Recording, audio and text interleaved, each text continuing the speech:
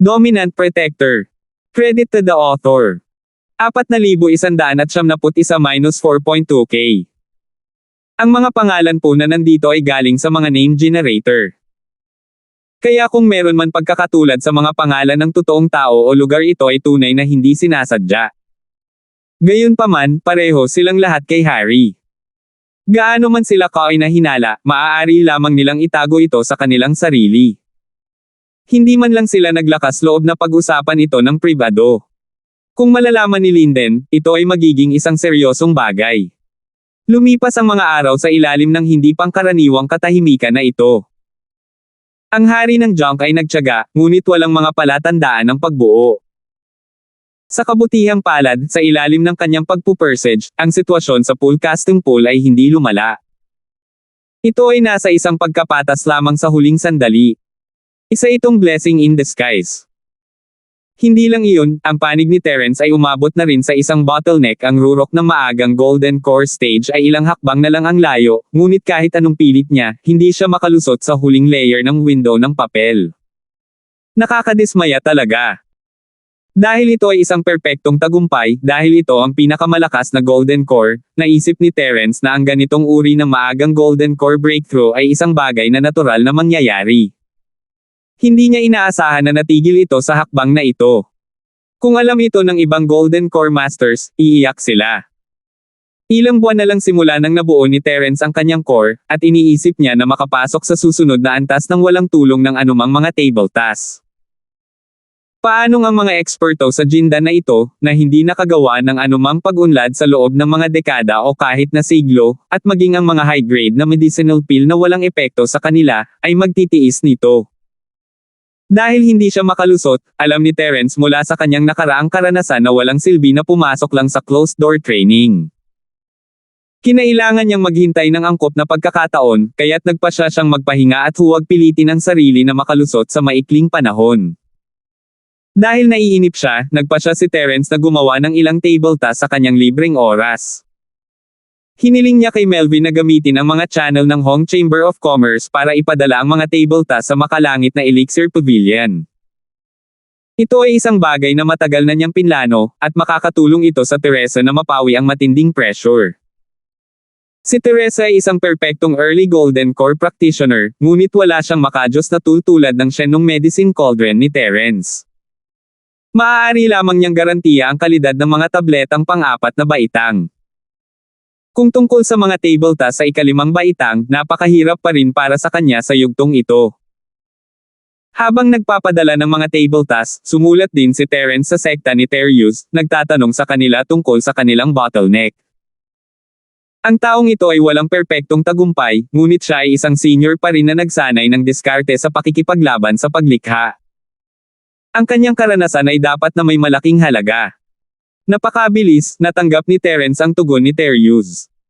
Sinabi ni Terius na bagamat nagkaroon ng perpektong tagumpay si Terence, naabot lang niya ang Golden Core stage. Ito ay ang yugto ng akumulasyon, at hindi niya ito maaaring madaliin. Hanggat nakapasok siya sa tuktok ng maagang yugto ng Golden Core stage, magiging maayos ang lahat. Sa yugtong ito, ang susi ay upang patatagin ang kaharian at maipan ang pundasyon. Ito ay isang bagay na maaaring makaapekto sa buong Golden Core stage mamaya, kaya hindi niya ito dapat basta-basta. Sa makatuwid, hindi kakaiba na makatagpo ng bottleneck sa oras na ito, at hindi ito isang masamang bagay. Siyempre, hindi ito nangangahulugan na maaari siyang huminto sa pag-unlad. Ang lahat ay dapat nakatamtaman. Sa sandaling natigil siya sa bottleneck ng masyadong mahaba, hindi ito isang magandang bagay. Ang kailangang gawin ngayon ni Terence ay hindi pilitin ang kanyang sarili na mabilis na makalusot sa maikling panahon, ngunit kailangan niyang gawin ang mga kinakailangang paghahanda at maghintay ng tamang oras para makalusot. Kung tungkol sa kung paano siya dapat maghanda, ang mungkahi ni Terius ay eksaktong gusto ni Terence. Ito ay ang stupidest at wisest pagpipilian upang pumunta sa pag-iisa at pagsasanay. Mayroon lamang dalawang paraan upang kunin ang pagkakataong makalusot.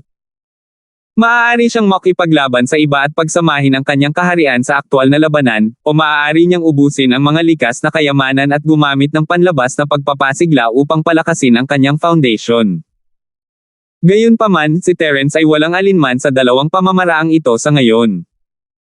Ang kanyang ginintoang core ay matagal nang nawala, at ang kanyang buhay ay mapayapa ngayon. Ang kanyang nag-iisang malakas na karibal, si Linden, ay hindi kumilos sa ilang kadahilanan, at ang mga tao sa paligid niya ay masyadong mahina, hindi man lang siya nagkaroon ng pagkakataong magsanay sa kanila. Ang tanging maaasahan ni Terence ngayon ay ang mga praktikal ng tatlong pavilion. Walang maraming panloob na hamon sa Yingzin Pavilion, ngunit maraming masters sa tatlong pavilion, na marami sa kanila ay mas malakas kaysa kay Terence. Sa isang kisap mata, dumating na ang isang taong deadline para sa malugod na bagong pavilion. Ang mga bagong miyembro ng tatlong malalaking pavilion ay nagtipon sa pangunahing bulwagan. Bawat isa sa kanila ay napuno ng pangamba habang naghihintay sa pangwakas at mahalagang pagsubok na magtatakda ng kanilang kapalaran. Kung matagumpay man silang makasali sa tatlong malalaking pavilion ay nakasalalay lahat sa isang hakbang na ito ngayon. Ang kompetisyon ng bagong dating ay ang pinakamahalagang kaganapan para sa pagtanggap ng bagong pavilion. Lahat ng tatlong pavilion ay nagpadala ng kanilang mga matatanda upang panoorin ang kaganapan. Bilang master ng pavilion ng malugod na bagong pavilion, si Yunfeng ang host ng kompetisyon ng bagong dating sa taong ito. Isang buong taon na ang nakalipas mula nang sumali kayong lahat sa malugod na bagong pavilion. Nais kong batiin kayong lahat dahil sa wakas ay nagkaroon kayo ng pagkakataong opisyal na sumali sa tatlong malalaking pavilion at maging isang opisyal na panlabas na disipulo. Nakangiti si Yunfeng habang binubuksan niya ang entablado para sa lahat. Lahat ng mga bagong disipulo ay agad na nasa sabik. Isang taon silang nagsumikap para lang sa araw na ito. Sa sandaling umalis sila sa kanilang katayuan bilang mga bagong alagad at naging opisyal na panlabas na mga alagad, ang kanilang katayuan at pagtrato ay lubos na bubuti. Ito ay isang bagay na kanilang pinangarap. Gayunpaman, ang mga sumunod na salita ni Yunfeng ay nagpadilim ng ilan sa kanilang mga mukha. Sa kasamaang palad, ang pagkakataong ito ay ibinibigay lamang sa mga matagumpay na nakarating sa foundation stage. Sa mga hindi man lang umabot sa foundation stage, masasabi ko sa inyo ng tapat na hindi ka na magkakaroon ng pagkakataong sumali sa bagong kompetisyon. Sa hinaharap, kailangan mong magsumikap sa espiritu ng Jade Hall at maglinang. Marahil ay may araw na hindi ka makakabalik, tiyak na darating ang araw na hindi mo magagawa ngayon. Bumaba ang tingin ni Yunfeng sa mga bagong dating na hindi pa nagtatayo ng kanilang foundation. Dahil sa suporta ng Nakajima Philhall sa taong ito, ang mga mapagkukunan ng paglilinang na ibinigay sa mga bagong dating ay higit na sagana kaysa sa mga nakaraang taon. Ang proporsyon ng mga bagong dating na matagumpay na nakapasok sa foundation building realm ay kasing taas ng 80% hanggang 70%. Gayunpaman, mayroon pa ring ilan na hindi matulungan, tulad ni Billy ng Green Cloud Pavilion. Matapos marinig ang hatol ni Yunfeng, namumula ang mukha ni Billy. Ang may padala sa Lingyu Hall upang maging menero ang pinakanakalulungkot na kinalabasan. Bagaman mayroon talagang mga kaso ng counterattacks, napakabihirang nila. Ang mga normal na tao ay hindi umasa sa kanila. Wala talaga silang kinabukasan. Walang magawang tumingin si Billy kay Hernan at sa iba pa. Hindi niya akalain na mas masahol pa siya kay Hernan noon. Paanong iba na ang sitwasyon ngayon? Ang hindi niya alam ay ang pagsasanay ni Hernan ay mas mataas sa kanya, at ang paraan ng kanyang paggawi sa kanyang sarili ay milya-milya na ang nauuna sa kanya. Iyon ang dahilan kung bakit sinusundan ni Hernan si Terence ng buong katapatan, kahit na kailangan niyang labanan ang lahat. Si Billy naman ay taga-bakod na alam lang magkabilang panig. Sino ang dapat sisihin sa sitwasyong kinalalagyan niya? 4,172. Tungkol sa mga bagong dating na matagumpay na nakarating sa yugto ng pagtatatag ng pundasyon, bagamat ikaw ay kwalipikadong sumali sa kompetisyon ng bagong dating, hindi mo kailangang maging masaya ng maaga. Ayon sa mga alituntunin ng bawat taon, bawat isa sa tatlong pavilion ay tatanggap lamang ng 5 bagong disipulo, patuloy ni Yunfeng sa malinaw na boses. Sa makatuwid, dapat kayong makipagkompetensya sa isa't isa. Sa pamamagitan lamang ng pakikipagkompetensya para sa 5 nangungunang pwesto sa darating na kompetisyon ng bagong dating, maaari kang maging isang opisyal na panlabas na disipulo ng tatlong pavilion. Nang matapos siyang magsalita ay nagkagulo na ang lahat ng mga rookie na naruroon. Sa taong ito, kakaunti lang ang mga tao tulad ni Billy na hindi pa umabot sa yugto ng pagtatatag ng pundasyon, ngunit ang mga salita ni Yunfeng ay nakaantig sa mahahalagang interes ng karamihan sa kanila. Sa pagtingin sa tatlong malalaking pavilion, mayroong hindi bababa sa 12 bagong disipulo na matagumpay na nakarating sa yugto ng pagtatayo ng pundasyon sa bawat pavilion. Gayunpaman, mayroon lamang 5 pwesto para sa opisyal na panlabas na mga alagad ng sekta. Kitang-kita ang tindi ng kompetisyon. Magiging kasiya siya para sa mga mas malakas na makapasok sa nangungunang 5, ngunit paano kung sila ay napunta sa Luosan Mountain? Hindi siya maaaring sumunod sa mga basura tulad ni Billy at pumunta sa espiritual na Jade Hall para magmina ng mga ores, di ba? Masyado ng scam yan. Sa kabutihang palad, mabilis na sinagot ni Yunfeng ang kanilang mga pagdududa. Ang mga bagong disipulo na hindi nakapasok sa nangungunang 5 ay maaaring magpatuloy na manatili sa malugod na bagong pavilion at kumuha ng ilang posisyon. Maaari silang maghintay para sa pagkakataong ma-promote sa hinaharap. Ang posisyon sa malugod na bagong pavilion na tinutukoy ni Yunfeng ay ang posisyon ng nakatatandang kapatid na Katie Wala. Kung ang isa ay maaaring maging steward senior brother, kahit na hindi ito direktang bilang isang opisyal na panlabas na sekta na disipulo, ito ay isang magandang kinabukasan. Gayunpaman, ang posisyon ng isang manager ay isang bagay ng swerte. Hindi ito palaging walang laman, at karamihan sa mga taong nanatili ay kukunin lamang ang posisyon ng isang normal na manager, katulad ng bagong posisyon ng manager ni Harry, o mas masahol pa. Maaari lamang nilang tulungan si Yunfeng at ang iba pa, nang walang gaanong kapangyarihan. Matapos marinig ito, nakahinga ng maluwag ang mga baguhan. Hanggat hindi sila ipinadala sa Kwangkyo, ito ay katanggap-tanggap pa rin. Hindi sila magiging masyadong miserable. Sige, na-explain na lahat ng dapat ipaliwanag. Next, let's get to the main topic. Magsisimula na agad ang rookie competition. Kaagad na inanunsyo ni Yunfeng, ang mga tuntunin ng mahusay na rookie competition ngayong taon ay walang mga patakaran. Ang mga matatanda sa tatlong pavilion ang magiging mga hukom. Lahat ng mga bagong disipulo ay magpapabunot ng palabunutan at lalaban hanggang sa matukoy ang nangungunang 5. Sa sandaling matapos siyang magsalita, agad na sinenyasan ni Yunfeng ang mga senior steward ng tatlong pavilion upang ayusin ang lahat ng mga disipulo na gumuhit ng palabunutan. Ito ay isang bagay ng kanilang kinabukasan, at ang lahat ng mga baguhan ay nasa mataas na espiritu nang pumunta sila sa kani-kanilang mga senior manager upang gumuhit ng palabunutan. Gayunpaman, nang si Terence na, biglang nagsalita si Yunfeng. Terence, ikaw ay isang early Golden Core practitioner ngayon. Ayon sa mga patakaran, maaari mong laktawan ang Outer Disciple rank at maging isang Inner Core Disciple.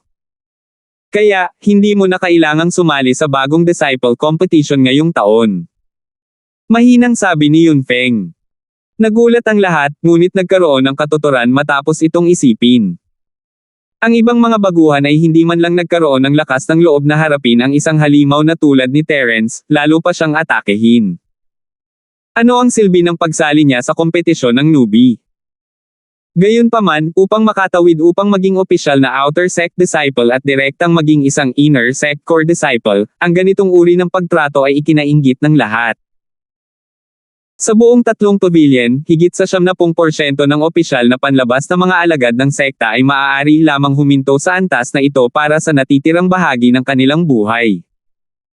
Maaari lamang nilang tumangala sa panloob na sekta ngunit hindi ito maabot.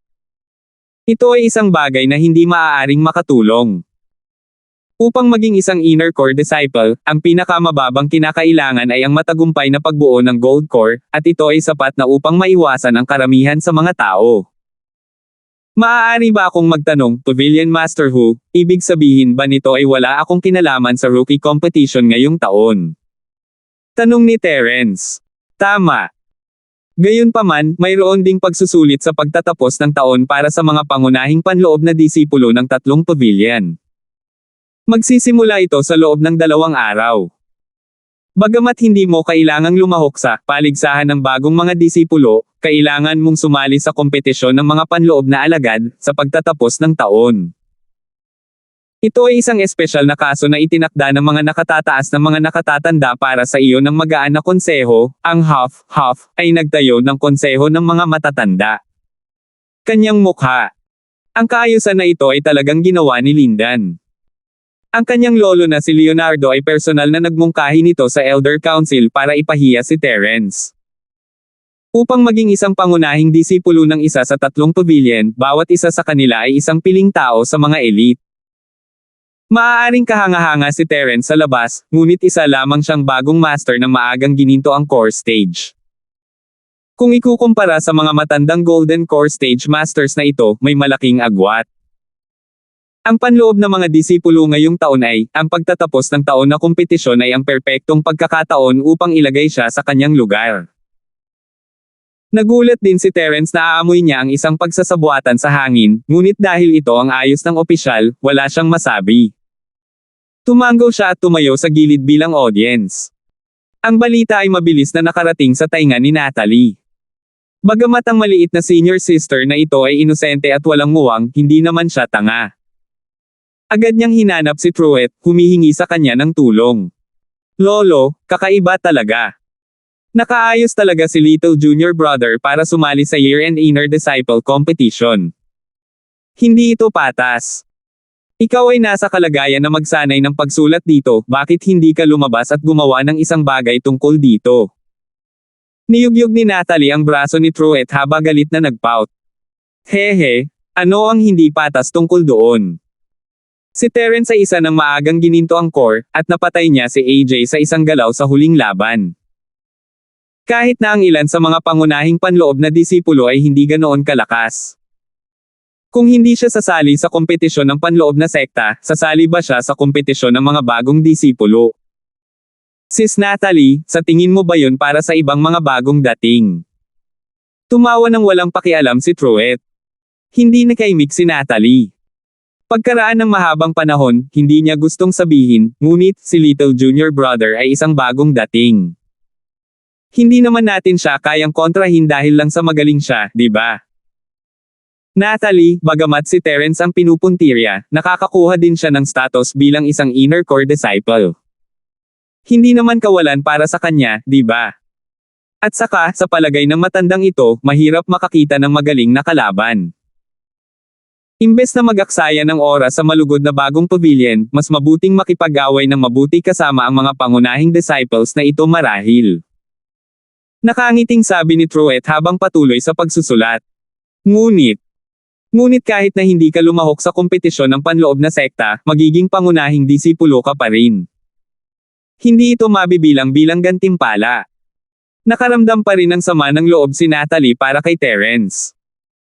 Hehe, dahil sinabi ni Natalie, parang kailangan nating bigyan si Terence ng mga totoong benepisyo. Walang magawang umiling si Truett, pagkatapos ay ngumiti at sinabing, paano ito, kung si Terence ay maaaring sumikat sa inner sect competition ngayong taon at makakuha ng magandang ranggo, ginagarantiyahan ko sa kanya ang posisyon ng third pavilion master. Okay lang yan, di ba? 4,173. Ang posisyon ng pangatlong pavilion master ay kilala bilang isang posisyon na may ginto. Ito ay isang mainit na lugar, at kahit na ang mga pangunahing panloob na disipulo ay maaaring hindi ito makuha. Kung makukuha ito ng isang bagong dating na tulad ni Terence, magiging malaking pakinabang ito. Ang pangatlong pavilion master ng Welcome New Pavilion.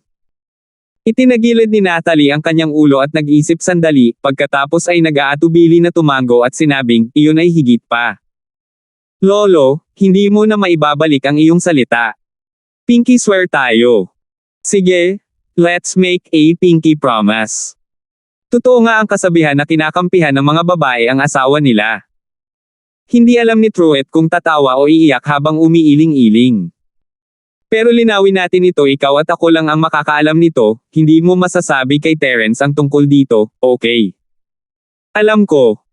Inilabas ni Natalie ang kanyang dila sa isang kaibig-ibig na paraan. Pagkalipas ng ilang araw, ang taunang panloob ng mga disipulo, sa wakas ay nagsimula ang kompetisyon sa pagtatapos ng taon. Sinundan ni Terence ang notification na kakatanggap lang niya at pumunta sa arena. Ang lugar na ito ay hindi pamilyar, ito ang lugar kung saan niya pinatay si AJ sa isang galaw, ang Beidou Ring. Gayunpaman, sa sorpresa ni Terence, hindi lang siya ang kalahok sa kompetisyon ng panloob na sekta. Nandoon din si Tony. Nakatingin sa puting buhok na si Tony mula sa malayo, hindi maiwasan ni Terence na mabigla. Ang lakas ng taong ito ay hindi sinasadyang umabot sa unang bahagi ng gintong pangunahing kaharian. Paano ito naging posible? Kung hindi dahil sa katotohanang hindi nagkamali ang kanyang gintong daliri, maghay-hinala si Terence na pinaglalaroan siya ng kanyang mga mata. Laging magkasama sina Tony at Linden, ngunit bihira silang magkita sa Yingzin Pavilion. Matagal nang hindi nakita ni Terence ang taong ito. Gayunpaman, sa huling pagkakataong nagdala si Linden ng mga tao para pigilan siya, naroon din si Tony. Sa oras na iyon, ang lakas ng taong ito ay nasa gitnang yugto lamang ng lugar ng pagtatayo ng pundasyon. Ngayon, wala pang 2 buwan, siya ay naging isang maagang yugto ng gininto ang Core Master. Ito ay masyadong kakaiba, tama? Bagamat si Terence mismo ay isang abnormal na halimbawa, iyon ay dahil sa lahat ng uri ng hindi inaasahang pagkikita, mataas na kalidad ng mga table tasks, at lahat ng uri ng golden na daliri na lumalaban sa langit. Hindi nila masasabi na ang daming card ni Tony, di ba? Ang masikinagulat ni Terence ay si Tony ay naglalakad kasama si Linden, at tila binanggit nila ang dalawahang paglilinang. Dual cultivation. Nagulat si Terence sa sentimo, lagi silang dalawa, pero pareho silang lalaki. Kahit patanggalin si Linden, hindi naman siya maituturing na babae, di ba? Paano sila dapat mag-dual cultivate? Ito ay talagang kakaiba. Maliban doon, nakahinga ng maluwag si Terence nang makita niyang kasali rin si Tony sa kompetisyon sa loob ng sekta. Nangangahulugan ito na kahit na si Linden ang gumawa, ang young master na ito na si Shu ay wala sa yugto kung saan maaari niyang itago ang katotohanan mula sa masa. Kung hindi niya hahayaang sumali si Tony bilang isang foil. Bukod pa rito, wala talagang tutol si Terence sa kompetisyon sa loob ng sekta.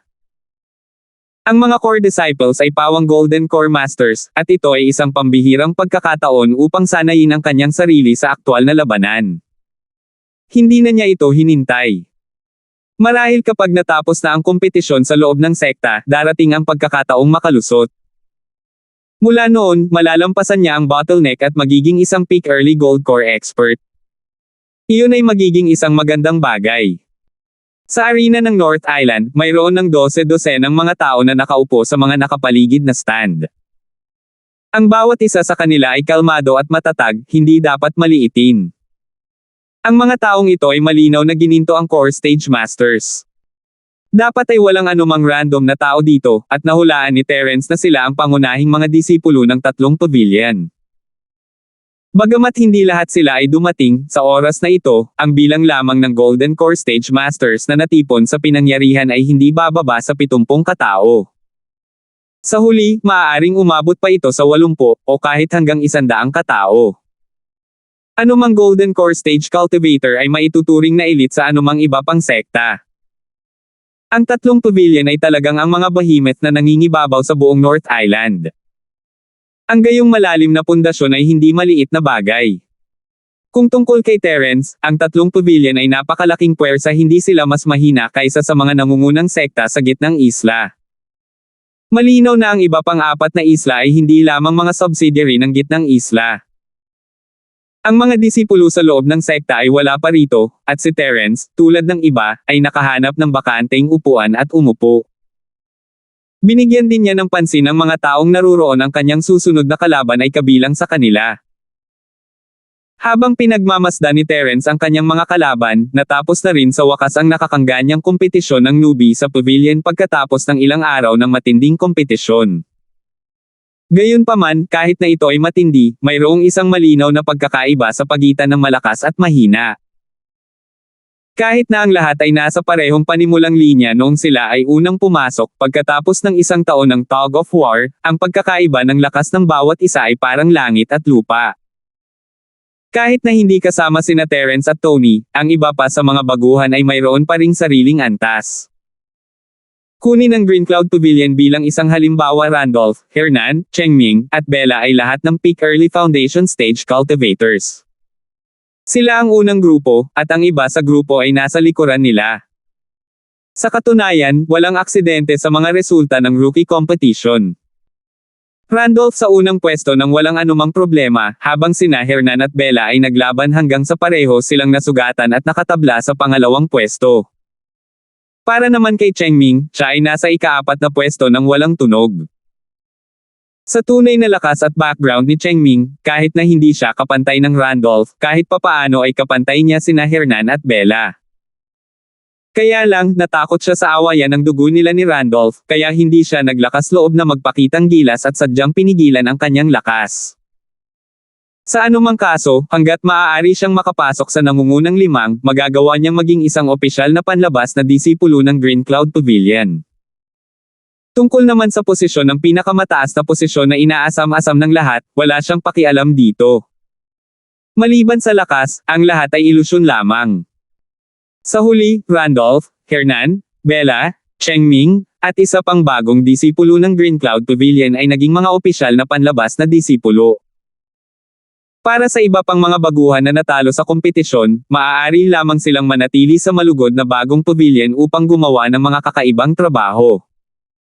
Para sa mga hindi pa nakakaabot sa yugto ng pagtatatag ng pundasyon tulad ng Billy, mas masahol pa sila. Bago magsimula ang kompetisyon, ipinadala sila sa espiritual na Jade Hall upang magmina ng mga ores. Ito ay sadyang masyadong miserable. Tulad ng para sa pataas na Sky Pavilion at ang misteryosong pavilion, ang mga resulta ay hindi rin nakakagulat. Ang dapat banggitin ay ang ilang tao mula sa secular na mundo sina Harry at Leandro mula sa pataas na Sky Pavilion, Vladimir at pugilist na WUFA mula sa misteryosong pavilion na lahat ay matagumpay na naging opisyal na panlabas na mga disipulo. Kasama ni Randolph mula sa Chingian Pavilion at Terence, ang kakatakot sa langit, ang grupong ito ng mga tao mula sa secular na mundo ay mahusay na gumanap sa rehiyon ng North Island, hindi pa banggitin ang iba pang mga isla. Ganap nilang natapakan ang mga bagong dating mula sa mga isla ng Sky Class, na nagdulot ng maraming talakayan at pagbabago ng pananaw ng mga tao sa secular na mundo. A. 4,174. Ang kompetisyon ng mga freshmen ng Welcome Pavilion ay natapos na. Gayunpaman, ang kompetisyon sa pagtatapos ng taon ng mga panloob na disipulo ng North Island Arena ay nagsimula na. Nandoon ang lahat ng inner core disciples mula sa 3 pavilion, ngunit ang ikinagulat ni Terence ay hindi lahat ng daang Golden Core Practitioner ay nakadamit bilang mga panloob na disipulo. Ang ilan sa kanila ay nakadamit bilang mga panlabas na disipulo, ngunit lahat sila ay mga gintong Core Practitioner. Ngayon lang napagtanto ni Terence na ang kompetisyon ay hindi lamang limitado sa mga pangunahing disipulo. Kahit na ang mga panlabas na alagad ay maaaring lumaban kung sila ay sapat na malakas. Kung ang lakas at pagganap ng isang tao ay namumukod tangi, maaaring mapili sila ng ilang big shot at kunin bilang isang in-name na disipulo. Mula noon, magkakaroon sila ng meteoric rise. Maraming nauna rito. Para sa panloob ng mga disipulo, ang kompetisyon ng panloob na sekta ay kasing halaga. Isa itong assessment para sa kanila ng 3 pavilion. Ang kanilang pagganap ay direktang makakaapekto sa paglalaan ng mga mapagkukunan ng paglilinang para sa susunod na taon. Hindi nila kayang maliitin ito. Sa wakas, opisyal na nagsimula ang Inner Sect Grand Competition ngayong taon. Ayon sa mga nakaraang taon practice, ang taong namuno sa Inner Sect Grand Competition ay isang senior member ng Elder Council. At sa taong ito, ang lumabas ay ang nakakagulat na lolo ni Linden, si Leonardo. Napakasimple ng rules ng Inner Sect Competition ngayong taon. Ito ay ang Arena Duels. Ito ay katulad ng mga nakaraang taon. Ang Arena Duels ngayong taon ay nahahati sa 2 kategorya, isa laban sa isa at 2 laban sa 2. Kasalukuyang lumilingon si Leonardo sa lahat ng mga disipulo sa entablado ng Jindan na naroroon, at malakas na ibinalita, sigurado akong lahat kayo ay mauunawaan ito. Pagkatapos ng lahat, pagkatapos na makapasok sa panloob na sekta, ito ay hindi na isang pagsubok lamang ng individual na lakas, kundi isang pagsubok din sa pagtutulungan ng magkakasama. Nang marinig ito, nagsimulang mag-usap ang lahat sa grandstand. Sabay-sabay silang lahat na tumango. Matapos makapasok sa panloob na sekta at maging mga pangunahing disipulo, madalas silang kailangang lumabas para magsagawa ng mga misyon sa mataas na antas. Ano man ang kahirapan o panganib, lahat sila ay napakataas at madalas na kailangang magtrabaho sa isang koponan upang makumplito ang mga ito. Gaano man kakapangyarihan ang isang tao, kung hindi siya marunong makipagtulungan sa iba, wala pa rin siyang silbi. Isa man itong 1-on-1 o 2-on-2, tanging ang top 50 lang ang makakakuha ng kaukulang battle points. Ang unang pwesto ay makakakuha ng 50 puntos, at ang pangalawang pwesto ay makakakuha ng 49 na puntos. Ang mga puntos ay mababawasan sa ganitong pagkakasunod-sunod, at ang kabuuan ng dalawang resulta ay ang iyong huling resulta para sa inner sect sa taong ito. Ay hindi makakakuha ng anumang katanji tanging pagtrato sa mga tuntunin ng mga mapagkukunan ng paglilinang para sa susunod na taon, walang pakialam na sabi ni Leonardo habang nakatingin sa lahat. Nang marinig ito ng mga alagad ng panloob na sekta sa mga nakatayo, naging seryoso ang kanilang mga ekspresyon. Sa Golden Core Stage, mas mahirap gumawa ng progreso kaysa sa Foundation Stage. Kung wala ang tulong ng isang malaking bilang ng mga mapagkukunan ng paglilinang, gaano man sila kahirap, magiging mahirap na gumawa ng anumang pag-unlad kahit na matapos ang mga dekada ng closed-door cultivation. Kung talagang bumagsak sila sa nangungunang 50, nangangahulugan ito na makukuha lamang nila ang pinakapangunahing mapagkukunan ng paglilinang. Ito ay sapat na mabuti kung maaari nilang garantiya na hindi sila mahuhuli. Kung tungkol sa pag-akyat sa itaas, maaari nilang kalimutan ang tungkol dito. Sige, yun lang ang rules. Pwede ka nang bumalik at maghanda. Bibigyan kita ng 5 araw para pumili ng mga kasama mo. 5 araw na lang opisyal na magsisimula ang kompetisyon. Nang matapos magsalita si Leonardo, tumigil ang kanyang mga mata sa direksyon ni Terence bago siya tumalikod at umalis sa stage na may mapaglarong tingin. Mayroong halos 100 Golden Core Inner Sect Core Disciples na naroroon, kabilang ang ilang Outer Sect Disciples na dumating upang hamanin si Terence. Karamihan sa kanila ay may mga kaibigan at kakilala, at lahat sila ay nakaupo ng magkakasama sa 2 o 3. Si Terence lang ang nag-iisa, walang tao sa paligid niya. Sa puntong ito, napagtanto mismo ni Terence ang problema sa wakas ay naunawaan na niya kung bakit siya tinawag sa kompetisyon ng panloob na sekta. Malamang nakagagawan ito ni Linden ang lolo niya ang namamahala sa kompetisyon, at madali siyang makahila. Napakasamang tao. Sa lakas at kumpiyansa ni Terence, kahit na naabot niya ang maagang Golden Core Stage, hindi siya matatakot sa one-on-one na labanan sa mga core disciples na ito. Pero ang problema, nagkaroon pa rin ng 2-on-2 fight. Ano ang dapat niyang gawin? Mayroong halos 100 tao dito, at maliban kay Linden, Tony, at Andrew ang kanyang mga pangunahing kaaway, walang kahit isang tao na kilala si Terence, lalo pa ang isang kakilala. Sino ang dapat niyang hanapin para bumuo ng isang team? Kahit sa halo ng bagong dating na hari, baguhan pa rin siya kung tutuusin. Ang lakas niya ay nasa ilalim ng pool. Bukod dito, ang mga taong naruroon ay hindi pamilyar sa kanya, higit pa sa pagtutulungan at tacit na pag-unawa. Kahit na nakita siya ng ilang tao na kaaya-aya sa mata, ang problema ay kung padalos-dalos siyang bumuo ng isang team na may isang baguhan na walang alam, paano kung siya ay naging kanyen na kumpay. Hindi ito biro. Masyadong malaki ang panganib. Ngunit kung wala siyang mahanap na makakabuo ng isang koponan, maaari pa rin siyang lumahok sa kompetisyon ng koponan, at kailangan niyang harapin ang isang 1v2 pagkatapos.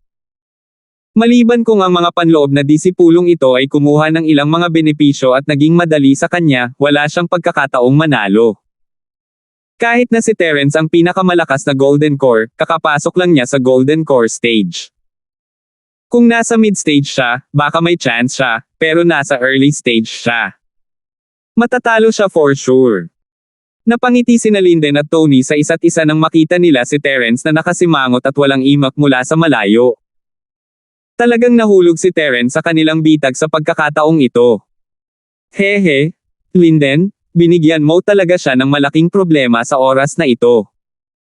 Alam ko ang taong ito sa loob ng 1 taon, ngunit hindi ko pa siya nakita sa gayong nababagabag na estado.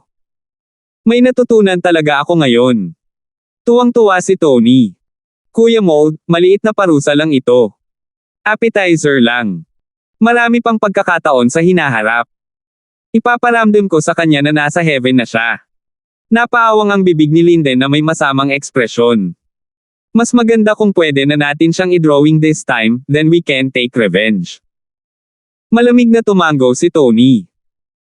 Mula nang magbago ang kanyang pagkatao, hindi umarte si Tony na parang nagngangalit si Terence, ngunit hindi ibig sabihin na nawala na ang kanyang puot. Sa kabaligtaran, sa tuwing nararamdaman niyang nadudurog ang kanyang puso, lumalalim ang kanyang pagkamuhi kay Terence. Hindi niya ito ipinakita sa nakaraan dahil alam niyang wala siyang lakas. Ngunit ngayong mayroon na siyang Linden, iba na ang sitwasyon. Isa na rin siyang early Golden Core Master ngayon, at kahit na wala siyang 100% na pagkakataong manalo laban kay Terence sa one-on-one fight, ang pagpatay kay Terence ay magiging isang piraso ng cake na may karagdagan ng intermediate Golden Core na si Linden na uuhaw na siya sa higit pa. Bagaman ang lolo ko ang taong namamahala sa kompetisyon sa panloob na sekta, ang pagguhit ng palabunutan ay pinangangasiwaan ng mga matatanda. Napakahirap pakialaman ito, at swerte pa rin ang makuha si Terence. Umiling si Linden at seryosong nagsabi, maganda kung makukuha natin ito, ngunit kung hindi natin kaya, hindi natin mawawala ang malaking larawan dahil sa maliit. Ang kompetisyon ng panloob na sekta sa taong ito ang susi. Hanggat maaari tayong magningning, sa tulong ng aking lolo, hindi imposibleng makuha natin ang posisyon ng pangalawang senior na kapatid na namumuno. 4,175. Si Linden ay isa na ngayong mid-stage na Golden Core expert, at ang posisyon ng pinakamatandang nakatatandang kapatid ng tumataas na Sky Pavilion Steward ay isang posisyon na kabilang sa isang panlabas na disipulo ng sekta. Ayon sa mga patakaran, hindi niya maaaring ipagpatuloy ang pag-okupa rito. Bukod dito, tiyak na sasali siya sa inner sect sa susunod. Sa kanyang ambisyon at kayamanan, imposible para sa kanya na maging isang katamtaman na panloob na alagad ng sekta. Kahit na wala siyang sapat na karanasan at foundation para makipagkumpetensya para sa posisyon ng pinakamatandang kapatid na lalaki ng panloob na sekta, maaari pa rin niyang subukan na maging pangalawang senior na kapatid. Siya ay dumalo sa lahat ng uri ng mga pampublikong kaganapan sa planong ito sa isip. Hanggat mahusay siyang gumanap sa kompetisyong ito sa panloob na sekta, at sa lihim na operasyon ng kanyang lolo na si Leonardo, magkakaroon siya ng malaking pagkakataon na maging pangalawang senior na kapatid na namamahala sa panloob na sekta. Tungkol kay Terence, maya-maya ay kailangan ko siyang harapin, hindi siya makakatakas sa aking mga kamay. Malamig na ngumiti si Linden. Pagkatapos ng anunsyo ni Leonardo, nagsimulang umalis ang karamihan ng mga gintong core stage na disciples. Nakatayo lang si Terence at bumalik sa pavilion, nakaramdam ng kawalan ng lakas at panlulumo. Wala siyang kilala kahit isa sa mga panloob na disipulong ito, kaya sino ang dapat niyang kakampi? Sa pag-iisip tungkol dito ng mabuti, maliban sa mga baguhan mula sa pavilion at sa kanyang karibal na si Linden, hindi gaanong kilala ni Terence ang mga tao mula sa iba pang 3 pavilion.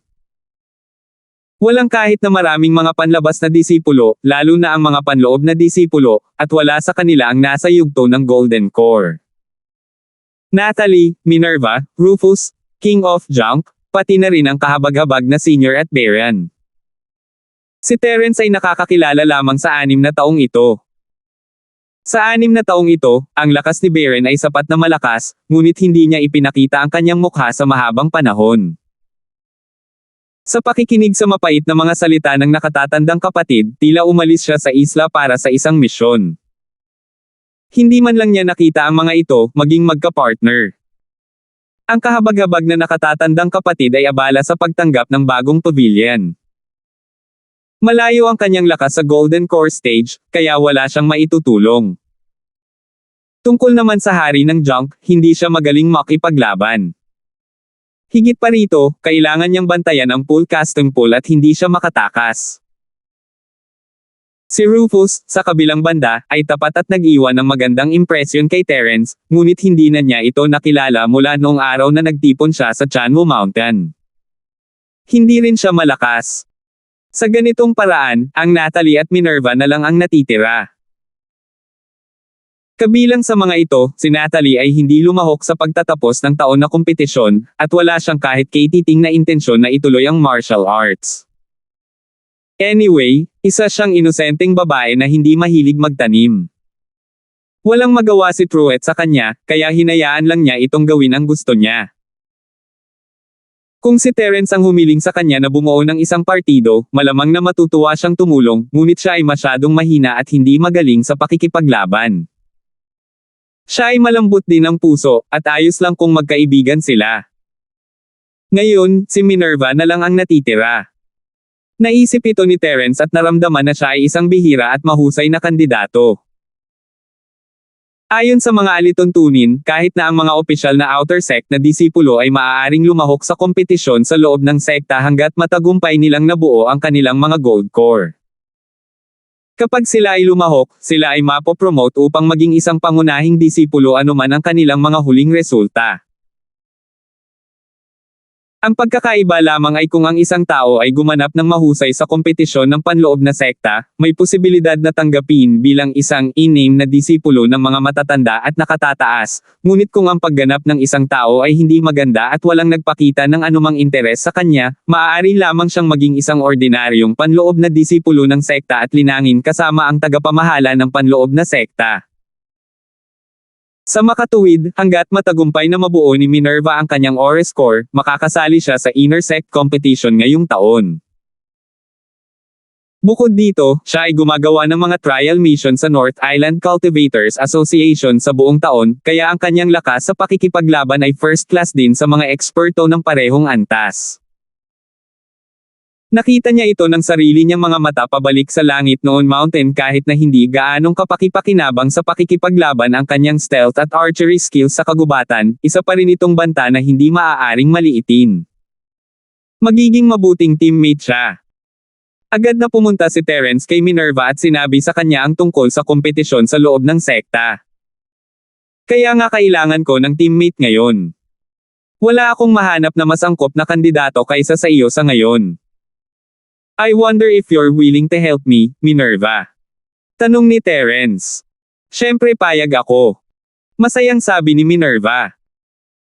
Alam niya na si Terence ay bihirang humingi ng tulong, at ngayong handa itong lumapit sa kanya, ipinakita nito ang kanyang posisyon sa kanyang puso.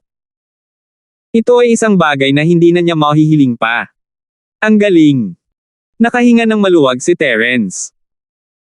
Inaasahan niyang handang tumulong si Minerva at naisip niyang isa itong mahusay na kandidato sa teammate, ngunit paano kung hindi siya mahilig makipaglaban? Hindi ko mapipilit ang mga tao na gawin ang mga bagay na ayaw nilang gawin.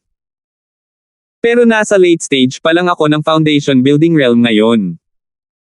Parang hindi ako makakasali sa inner sect competition, right? Nawala ang pananabik ni Minerva, at bigla siyang nag-react. Ibinaba niya ang kanyang ulo at mahinang sinabi. Hindi yun problema. Inihanda ito ni Terence na pangiti siya ng mahina. Masisiguro kung mabubuo mo ang iyong gold core sa loob ng 5 araw. Paanong posible iyon? Bamuka ang bibig ni Minerva at hindi makapaniwalang sinabi niya, malayo pa ako sa 2 buong antas mula sa perpektong yugto ng pagtatatag ng foundation, pabayaan na ang yugto ng pagbuo ng core. Kahit na naging maayos ang lahat, kakailanganin pa rin niya ng hindi bababa sa 3 hanggang 5 taon bago siya makapagsimulang maghanda para makapasok sa Golden Core Stage. Kung may anumang mga aksidente sa kalagitnaan, ang oras na ginugol ay mas mahaba. Core formation sa 5 araw. Isa lang itong pantasya.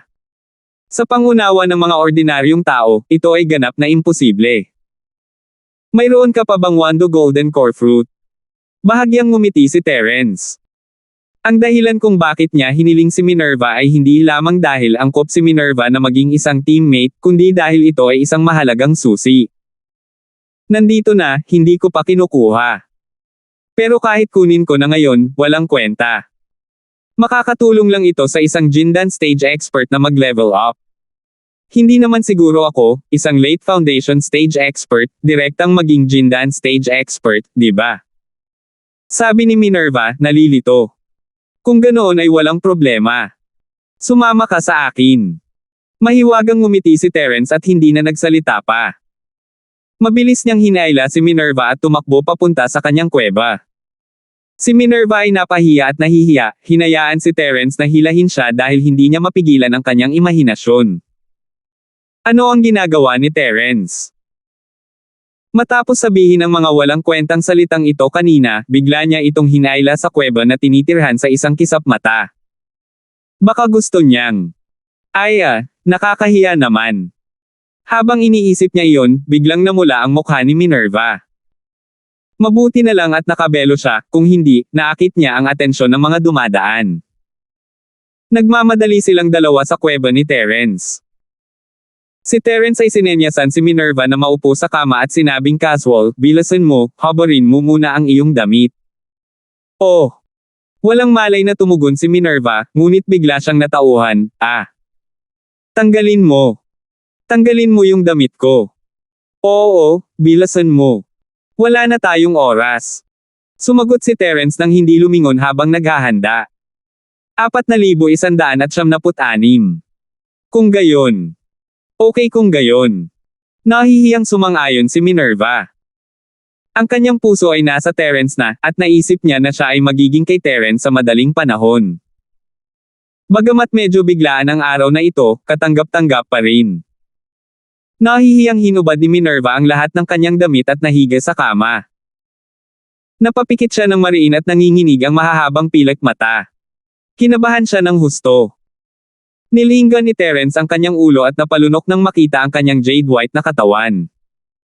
Nagulat siya, bakit ka nakahiga? Upo ka. Binuksan ni Minerva ang kanyang mga mata at sinalubong ang mga mata ni Terence. Lalong namula ang mukha niya at nahihiyang sinabi, "That first time. Nakaupo. It's uncomfortable, right? I heard. Girls lie down." Hindi nakaimik si Terence. Napagtanto na lang niya na hindi siya naiintindihan ni Minerva. Masyado siyang nakatutok sa pagpapalakas ng lakas ni Minerva kaya hindi niya ito inisip. Hindi niya pinansin ang ekspresyon ni Minerva. Hindi niya inaasahang mapagkakamalan siya ng ganito. Gayunpaman, ngayong bigla niyang naalala ito, napatingin siya sa magandang katawan ni Minerva. Para siyang naghihintay na mamitis siya ng hinog na ipinagbabawal na prutas. Nakakatukso talaga. Hindi ko hiniling na habarin mo ang iyong mga damit para dyan. Gumamit ng maraming pagsisikap si Terence upang ilayo ang kanyang mga mata sa katawan ni Minerva. Palihim siyang napalunok habang nagpapaliwanag, "Sinisikap kong itaas ang iyong kultibasyon.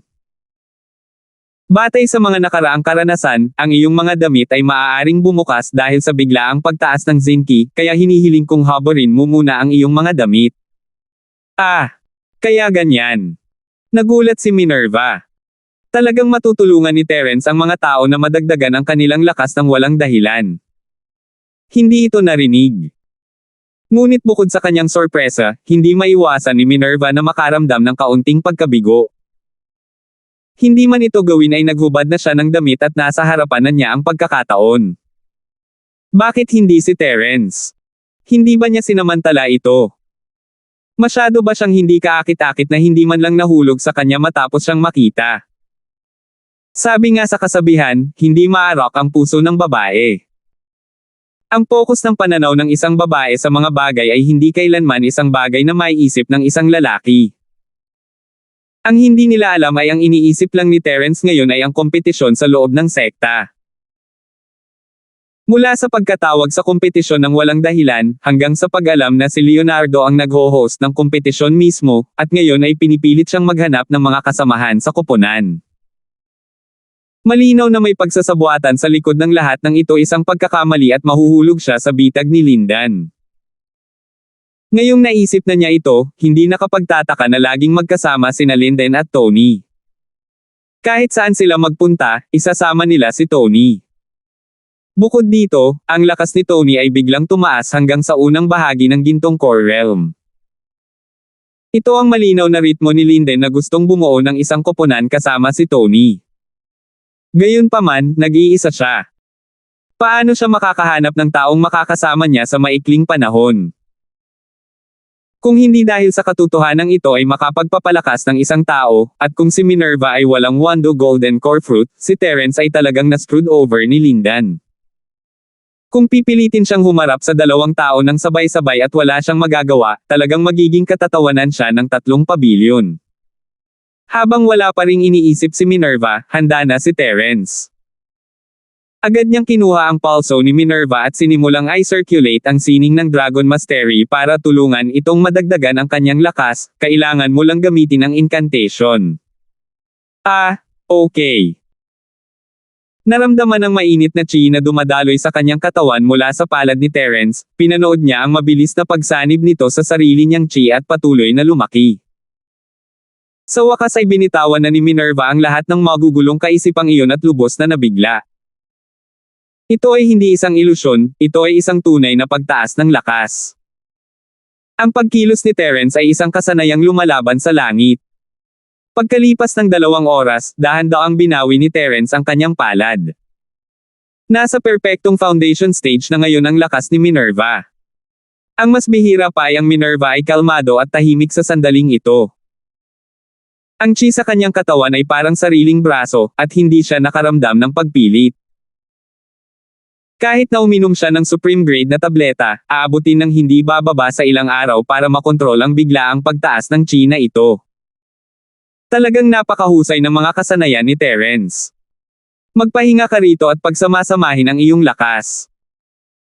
Ibigay mo sa akin ang Wando Golden Core na prutas, at magpapadalisay ako ng Golden Core para sa iyo. Pagkatapos, maaari mo itong kunin at makapasok sa Golden Core stage ng sabay-sabay. Utos ni Terence. Oh. Masunaring tumango si Minerva at naglabas ng maliit na kahon na gawa sa kahoy mula sa kanyang damit. Naglalaman ito ng Wando Golden Core Fruit at iniabot niya ito kay Terence. Gayunpaman, bigla siyang natauhan pagkatapos noon. Ano? Si Terence ay maaari pang gumawa ng mga gintong core. Magtatanong pa sana siya, may nangyaring sitwasyon. Tumango lang si Terence at magsisimula na sana sa pagpino nang may nag-trigger ng paghihigpit sa kuweba. Nagulat si Minerva. Nakahubad siya ngayon, at masama kung may makakita sa kanya. Mabilis siyang lumiit sa kumot sa kama at binalot ito ng mahigpit, hindi naglakas loob na ipakita ang mukha. Kumunat ang noo ni Terence. Ayaw niya muna itong pansinin ang Golden Core ang priority niya ngayon. Ang lahat ay lumulutang na ulap lamang. Karaniwan, ang mga taong hahanapin siya ay maaaring si Natalie o ang kahabag-habag na nakatatandang kapatid at ang iba pa. Kapag nalaman nilang walang pumayag, natural na silang aalis, at magpapaliwanag na lang sila ng konti. Ang hindi inaasahan ni Terence ay ang taong ito ay tila walang anumang intensyon na sumuko. Hindi lamang siya ay hindi umatras, ngunit ang mga paghihigpit ay isinaaktibo ng mas marahas. Kung magpapatuloy ito, maaaring sirain na lang nila ang mga paghihigpit sa kuweba sa susunod na sandali. Pagkatapos ng lahat, ito ay kuweba ng isang baguhan, at ang mga paghihigpit ay napakababang antas. Ang sino mang may bahagyang mas mataas na lakas ay madaling sirain ito. Walang magawa, bumangon lang si Terence at buksan ang pinto. Gayunpaman, ang 2 taong nakatayo sa pinto ay nagpatalon sa kanyang mga mata. Ito ay sina Linden at Tony. Pretentious leader, ang tagal mong buksan ang pinto. Anong ginagawa mo sa loob? Sumulyap si Tony kay Terence at ngumiti ng masama. Pagkatapos ng mahabang paghawak nito, sa wakas ay oras na para iangat niya ang kanyang ulo. Sa sandaling ito, ang kanyang puso ay masasabing hindi masasabing na-refresh. Kahit na ang manipis na ulap ng sakit ng pagdurog ng kanyang puso 2 beses sa isang araw ay maaaring pansamantalang itapon sa kanyang isipan. Sa kanyang mga mata, si Terence ay hindi malayong maapakan niya. Gaano man kalakas si Terence, isa pa rin siyang maagang gininto ang core. Si Tony ay isa ring early golden core ngayon, at mas malakas pa siya kaysa sa normal na early golden core masters dahil sa kanyang dual cultivation kasama si Lindan. Kahit na si Terence ay may record ng pagpatay kay AJ sa isang galaw, hindi siya maaaring maliitin. Gayunpaman, maaari siyang makipagtulungan kay Linden at madali nilang matatalo ang isa't isa. Ang maluwalhating mga araw ni Terence ay nawala magpakailanman. 4,197. Kamusta, Terence? Nakahanap ka na ba ng makakasama? Proud na sabi naman ni Linden, kung wala ka talaga, may ipapakilala ako sa'yo. Siyempre, kaya mo ring aminin ang pagkatalo at talikuran ang kompetisyon. Kung tutuusin, hindi naman maliit na bagay itong inner sect competition. Sa lakas mo, kahit hindi ka mamatay sa swerte, madali kang ma-disable. That would be too miserable, dun. Pumunta kayong dalawa dito para lang sabihin sa akin ta. Tumingin si Terence sa dalawa at mahinang sinabi, kung gayon, kailangan ko talagang magpasalamat sa inyong mabait na intensyon. Makakahanap ako ng sarili kong kapareha. Ha! Ang tagal na nating magkaibigan, hindi naman kailangang magpanggap sa harap natin, di ba? Hindi mo naman kailangang maging magalang sa akin, at hindi mo kailangang ikahiya. Kung kailangan mo, pwede talaga kitang ipakilala sa isang partner. Hindi ko naman kayang panoorin ka na lang na maging katatawanan, di ba? Nakakaawa naman kung hindi man lang siya makahanap ng partner. Walang pidgel na tawa si Lindan. Siyempre, hindi siya masyadong mabait na magpakilala ng kapareha kay Terence. Walang paraan na papayag si Terence, at kung gagawin niya, siya ay maghuhukay ng sarili niyang libingan. Hindi na niya kailangang hulaan para malaman na ang partner na ito ay isa sa mga tao ni Linden. Siya ay isang real-time bomb na maaaring pumatay ng mga tao. Hindi na kailangang sabihin pa, pakibalik. Ayaw ni Terence na mag-aksaya ng oras sa dalawang ito at isasara na sana niya ang pinto. Nagmamadali ka bang paalisin kami? Sinamantala ni Tony ang pambihirang pagkakataon at akmang kukutsain siya nang bigla niyang makita sa gilid ng kanyang mata ang eksena sa loob ng kuweba. Natigilan siya. Sa oras na ito, napansin din ni Linden na may mali sa loob. Tila may isang taong nakapulupot sa ilalim ng kumot sa kama. Higit sa lahat, may damit pang babae na nahubad sa gilid. Agad na nagbago ang ekspresyon ni Linden habang seryosong sinabi, "Is it that bitch, Natalie?" Bagamat hindi na siya lalaki, at wala na siyang anumang iniisip tungkol sa Natalie, baluktot pa rin ang kanyang puso. Hanggat makikita niya si Natalie kasama si Terence, ang kanyang puso ay magiging lubhang kalungkutan, at gusto niyang putulin ang mag-asawang ito sa 8 piraso sa mismong lugar. Nang hindi hinintay ang reaksyon ni Terence, si Linden ay sumugod na parang palaso, na gustong iangat ang kumot ng walang salita. Ito ay hindi isang salpok, ngunit isang plano. Saganang kanya, kung tama ang hula niya, at ang nasa kama ay Natalie, basta't ilantad nila ang lihim na relasyon ni Terence, tiyak na makakaapekto ito sa kinabukasan ni Terence. Kung maganda ang follow-up, posibleng tuluyang masira ang kinabukasan ni Terence. Pagkatapos ng lahat, ang mga kaugalian ng isla ng Sky Class ay karaniwang pareho sa sinaunang panahon. Kahit na ang mga practitioner ay napakahigpit pa rin tungkol sa mga hangganan sa pagitan ng lalaki at babae. Mabuti kung mag-asawa sina Terence at Natalie, ngunit wala silang anumang status ngayon, at nakikipagtalik pa rin sila ng walang anumang pagpigil. Kung ito ay lumabas, ito ay hindi lamang isang pagkakasala, ito ay magiging isang sampal sa mukha ni Truett. Siya ang unang darating para kay Terence. Ang biglaang pagsulpot ni Linden ay nagulat kay Terence. Nag-react lang siya nang makita niya si Linden na babuhitin na niya ang kumot at agad siyang hinabol. Kahit na hindi ito ang Natalie, si Minerva ay hubad pa rin sa loob. Paano niya hahayaang makita ito ni Linden, ang bastard na iyon? Lumipat si Terence sa ibang pagkakataon ngunit nauna siyang umabot. Hinawakan niya ang kwelyo ni Linden mula sa likuran, at sa isang pagsabog ng purong chi, hinailan niya ang ulo ni Linden. Napaatras si Linden ng ilang talampakan at bumagsak sa dingding. Napakalakas ng puwersa na halos masira nito ang paghihigpit ng kuweba. F***, hinahanap mo si kamatayan. Natamba si Linden at agad na nagngangalit dahil sa kahihiyan. Tumayo siya at akmang gagawa ng hakbang. Isa siyang mid-stage na Golden Core practitioner, kung tutuusin napalungkot lang siya, ngunit hindi naman siya nasaktan. Kung hindi siya nahuli, hindi siya madadala ni Terence ng ganoon kadali. Si Tony, na nakatayo sa tabi niya, ay sabik din na subukan. Sa pagkakataong ito, si Terence ang gumawa ng unang hakbang, at hindi niya masisisi ang sinuman sa kanyang sariling pagkamatay. Ang tatlong pavilion, mga tuntunin ay hindi nagsasaad na ang isa ay hindi maaaring ipagtanggol ang kanilang sarili kapag inaatake. Gayunpaman, bago makakilos ang dalawa, nagsalita muna si Terence na may malamig na ngiti, "Senior Kuya Shu, papasok ba kayong dalawa sa kuweba?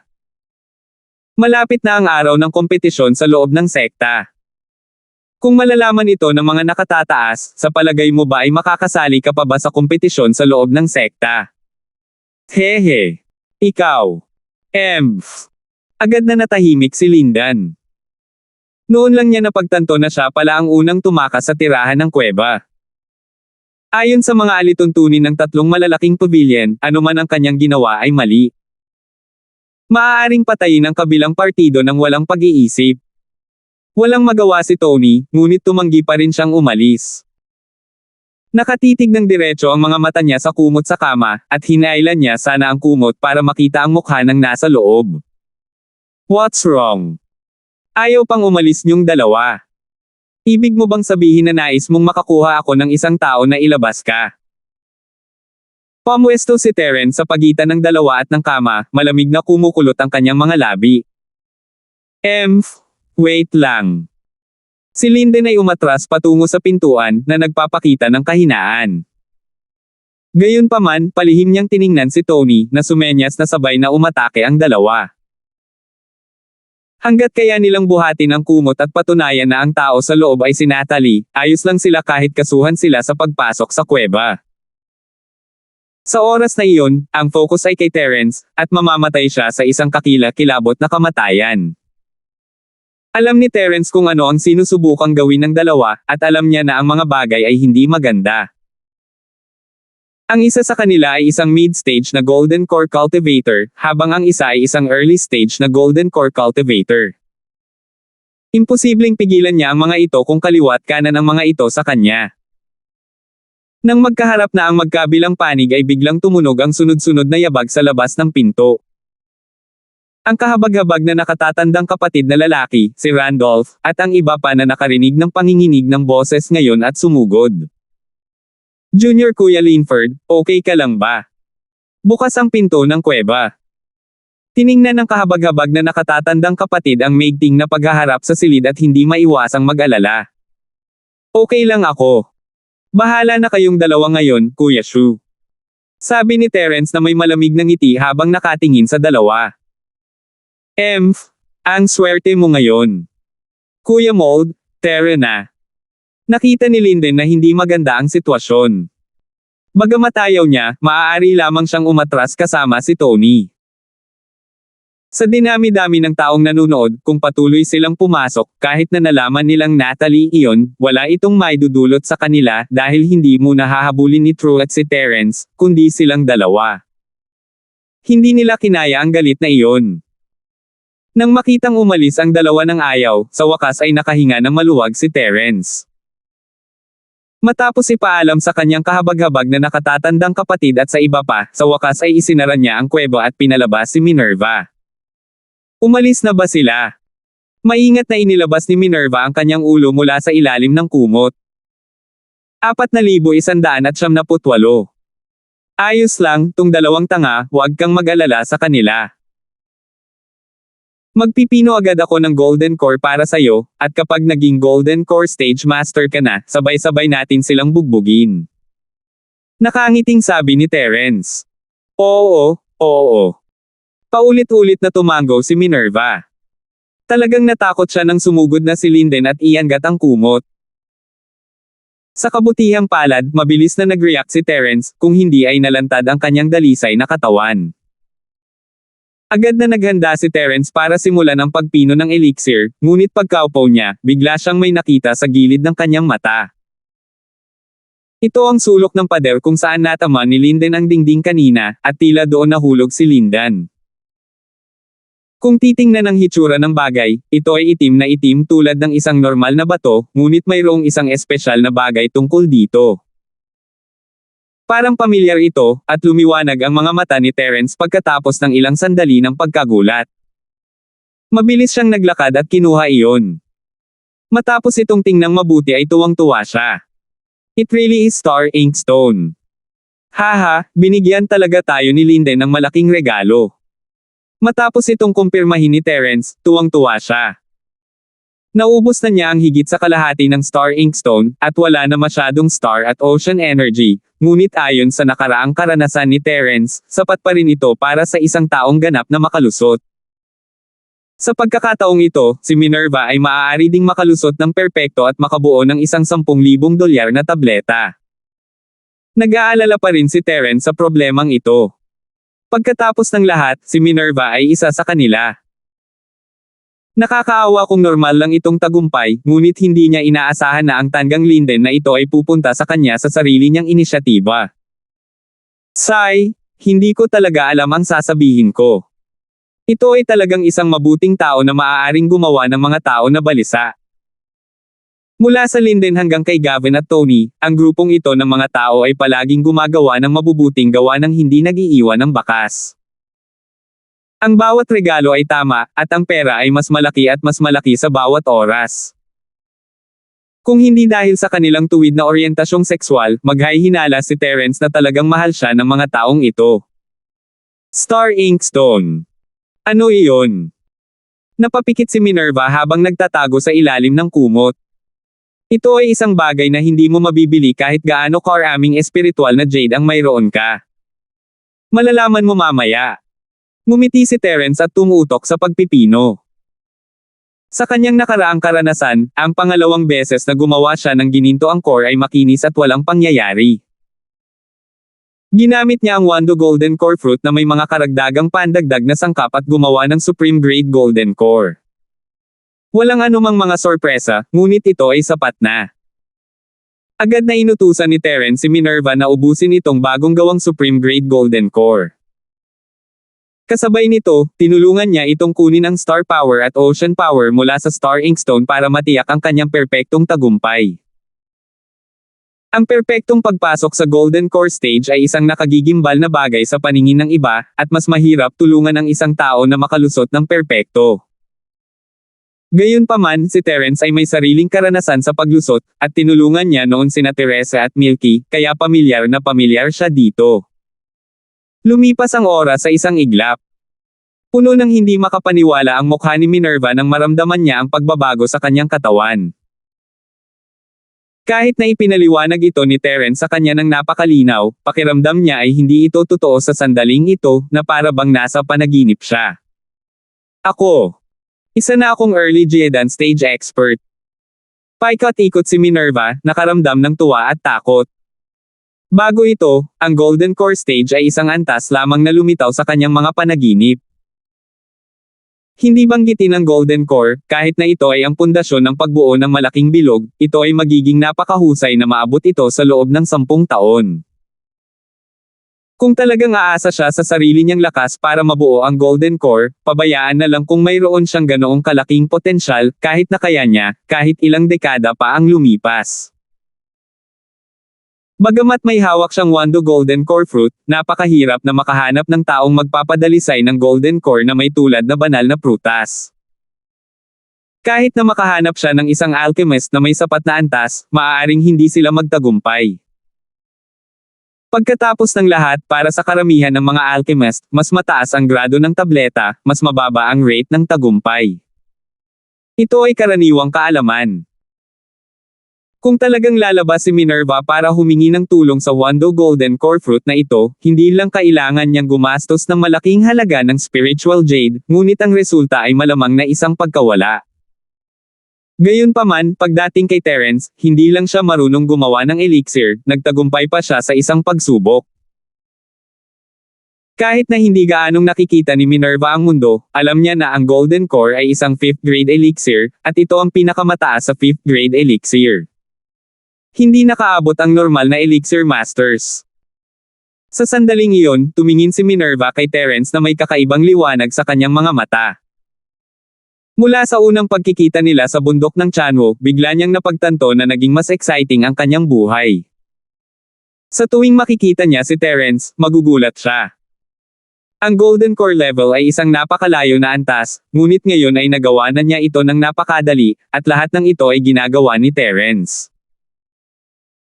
Ang lakas at karakter, mga kasanayan sa alchemy, at ang kakayahang tulungan ang mga tao na magtagumpay ng perpekto, lahat ng mga bagay na ito na pinagsama-sama ay naging isang misteryosong tao si Terence. Ang gayong lalaki ay sapat na upang mapakilos ang sinumang babae, lalo na si Minerva, na napakabuti sa kanya. Hindi lamang niya iniligtas ang kanyang buhay, ngunit tinulungan din niya itong maibalik ang kanyang hitsura at mapabuti ang kanyang lakas. Magiging kakaiba kung ang puso ni Minerva ay hindi pa rin magagalaw. Biglang tumayo si Minerva sa kanyang tiptoe at hinalikan si Terence sa pisngi. Pagkatapos ay nagtago siya sa mga bisig ni Terence, ang kanyang mukha ay namumula hanggang sa dulo ng kanyang mga tainga. Kung gayon, bakit wala ka sa akin ngayon? Namula ang mukha ni Minerva habang nag-iipon ng lakas ng loob at bumulong sa tenga ni Terence. Dapat malaman ng isang tao na si Minerva ay hubad sa sandaling ito. Sa gayong walang katulad na kagandahan sa kanyang mga bisig na humihima sa kanya at nagsasabi ng mga salitang nakakataba ng puso, walang sinuman ang makakapigil. Kahit na may kamanghamanghang pagpipigil sa sarili ni Terence, hindi niya maiwasang hindi mapakali sa oras na ito. Gusto pa niyang if*6 si Minerva on the spot, ngunit nang maisip niya ito, wala na siyang mahabang oras. Ang kompetisyon sa loob ng sekta ay pinipilit. Ang bagay sa pagitan ng isang lalaki at isang babae ay talagang kaakit-akit, ngunit madali din itong mawala dito. Malapit na ang kompetisyon sa loob ng sekta, kaya tutulungan kitang pagsamahin ang iyong lakas sa lalong madaling panahon, at pagkatapos ay pag-uusapan natin kung paano makikipagtulungan. Ginamit ni Terence ang huling bahagi ng kanyang paghahangad upang pilitin ang kanyang sarili na lumunok. Oo. Saglit na natigilan si Minerva, pagkatapos ay nahihiyang tumango siya, namumula ang mukha sa kahihiyan. Siya ay talagang masyadong naiinip. Sa kritikal na yugtong ito, kung mag-aaksaya siya ng kanyang lakas sa ganoong bagay at maapektuhan ang paparating na kompetisyon sa loob ng sekta, huli na para sa mga pagsisisi. Isuot mo muna ang iyong mga damit. Sabihin mo sa akin ng detalyado ang tungkol sa mga diskarte at kakayahan ng martial arts na pinakamagaling mo. Medyo nag-aatubili si Terence, ngunit pinilit niyang iwasan ang tingin kay Minerva. 4,179. Nahihiyang ibinaba ni Minerva ang kanyang ulo. Habang sinusuot niya ang kanyang mga damit, sinabi niya, I'm good at very few martial arts. Dapat nakita mo sila noong nasa Hyukay-Chanwu Mountain tayo. Magaling ako sa jungle stealth at archery, at wala nang iba. Ganun ba?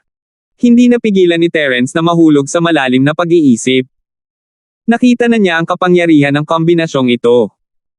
Ito ay isang malupit na pag-iral sa kagubatan, at ito ay isang kombinasyon na maaaring makipagsapalaran at labanan ang mga espiritong hayop.